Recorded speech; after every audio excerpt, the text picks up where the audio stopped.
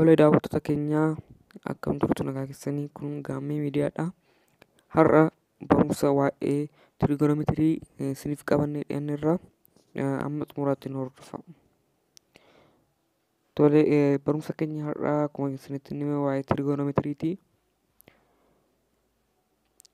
Barumsa keenya har'a irratti maalummaa trigonometrii ni ilaalla fi trigonometrii reeshoo trigonometrii warreen jedhaman sadanis waa'ee saayin teettaa, kos teettaa fi taan teettaa warreen jedhamanis muraasa ni ilaalla jechuudha. Viidiyoon kun kutaatti hiramee kan isiniif dhiyaatu yeroo ta'u, kun kutaa 9 qabaate jechuudha. Kanaaf amma waa'ee maalummaa trigonometrii irratti jalqabna jechuudha. Tole, trigonometry is a branch of mathematics which studies about the relationship between side and angle.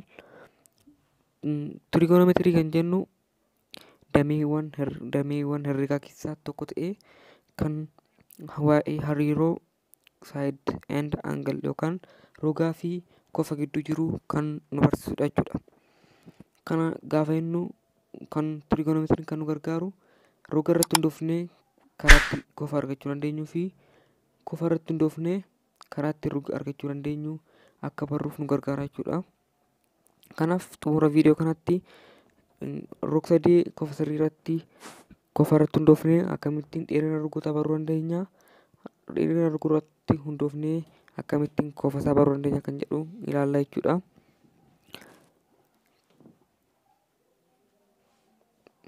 Kanaaf waa'ee barumsa kanarratti wanti jalqaba baruu qabnu karaatti rogoota sana moggaasnudha jechuudha.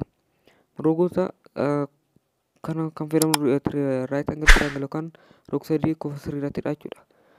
Rog-sadee kofa sadii irratti gaafa kofa tokko barbaadu feennu fakkeenyaaf kofni asiin jiru kun teettaa yoo jennee moggaafanne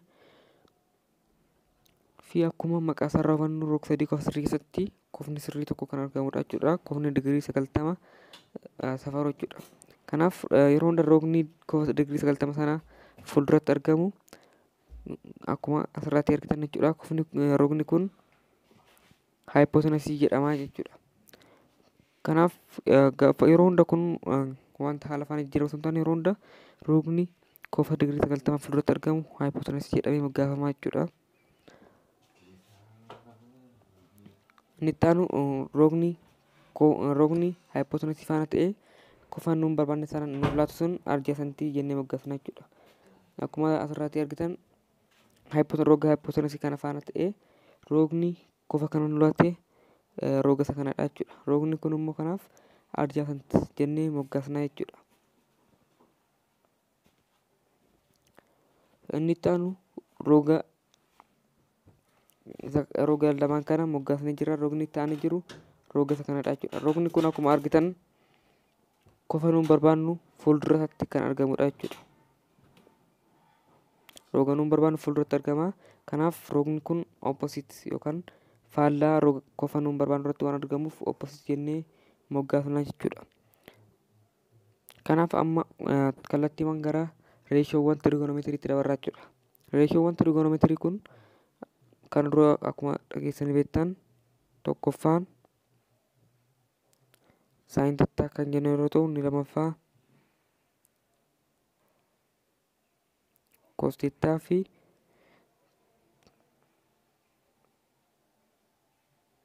taan teettaadha jechuudha. Kanaaf warreen kana baruu keenya dura moggaasa rogoota rog-sadee kofa sadii kana sirriitti baruu qabna jechuudha. Kanaaf amma warreen amma jenne keessaatti akkamittiin saayin teettaa akka barbaannu ilaallaa jechuudha. Jalqaba foormulaan isaa saayin teettaa qabachuu qabna jechuudha.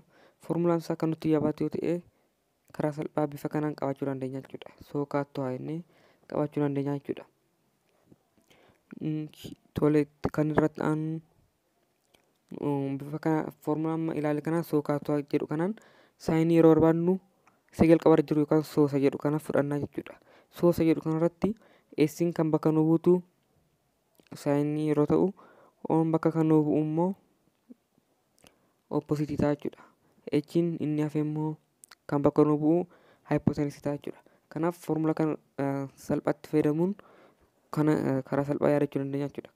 Akkuma asirraa ilaallu yoo aangiliin tokko nu laatame aangilicha saayinii aangilichaa barbaada jedhamne foormulaa nuun fayyadamnu foormulaa saayin teettaa equal to opposite over hypotenuse jedhu kana ta'a jechuudha. Foormulaa isa kana jechuudha.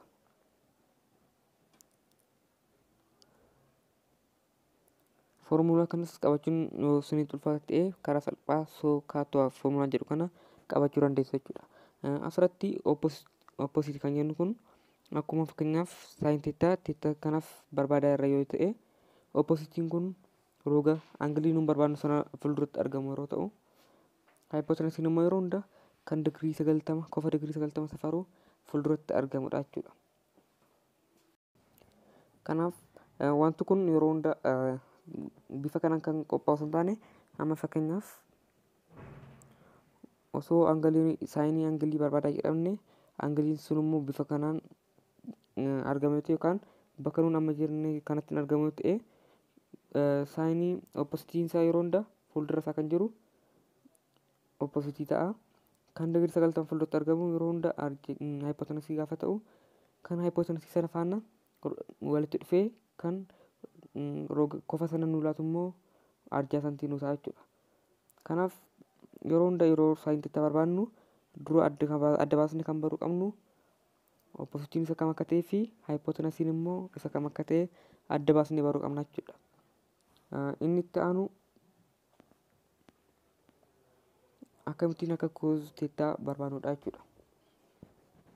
Tole koos teettaa gaafa barbaadnus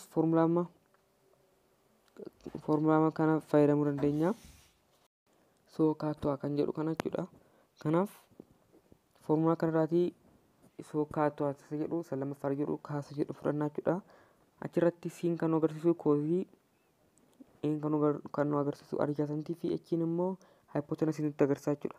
Kanaaf foormulaan waliigalaa koosii ittiin barbaadnu adjaasantii over hypotenusiidha jechuudha. Akkuma viidiyoo keenya gara jalqabaatti ilaalle immoo adjaasantiin isa kana yeroo ta'u hypotenusiin keenya immoo yeroo hunda isa kana ta'a jechuudha. Kanaaf yoo aangilii nu laatee aangilichaaf koosii isaa barbaadaa nuun jedhee adjaasantii keenya hypotenusii sanaaf hirraa jechuudha.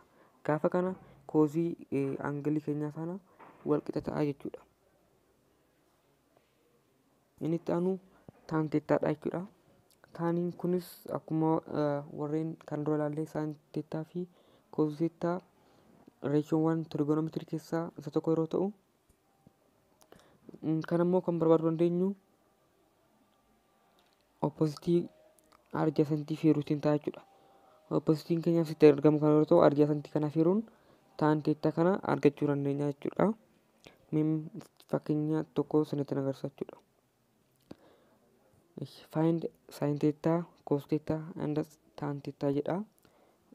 Ani isa jalqabarraa saayin teettaa barbaadeen isinitti agarsiisa. Isin immoo akka viidicha ilaaltanitti koos teettaa fi taan teettaa hojjettu jechuudha. Hojjettanii deebii argattan koomentii irratti naa barreessitu. Yoo sirrii ta'e sirriidha jedhee isinitti himaa, yoo sirrii miti ta'e dogoggora keessan isinitti himaa. Tole saayin teettaa isinitti agarsiisa jechuudha. Kanaaf akka jalqaba ilaallee saayin teettaa foormulaa isaa yoo yaadachuu dadhabne karaa salphaa soo kaatoo inni yaadachuu dandeenya jechuudha. Kanaaf asirratti akka ilaallu saayinii isaa opposite over hypotenuse irraa asirratti oppositiin keenya kan argamu aangilii keenya fuulduratti kan argamu lakkoofsa afuridha. Afur fudhannaa. Hypotenusiin keenya immoo digirii 90 fuulduratti kan argamu lakkoofsa 5dha jechuudha. 5 fudhannaa jechuudha. Kanaaf saayin teettaa keenya kan barbaadnu 4 irra 5 jechuudha. Kanaaf 4 irra 5 jechuun 0.8 jechuudha. Kanaaf saayin teettaan keenya 0.8 jechuudha.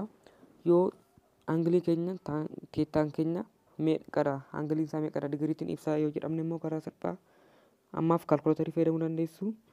Viidiyoo kutaatti aanu irratti immoo akkamitti akka barbaadnu sirriitti agarsiisa. Kanaaf isin kaalkuleetarii fayyadamtanii saayin invarsii fayyadamtanii aangilii isaa barbaaduu dandeessu jechuudha. Kanaaf teettaan kun aangilii 53 dha jechuudha. Digirii 53 faana wal qixadha jechuudha. Kun digirii 53 taanaan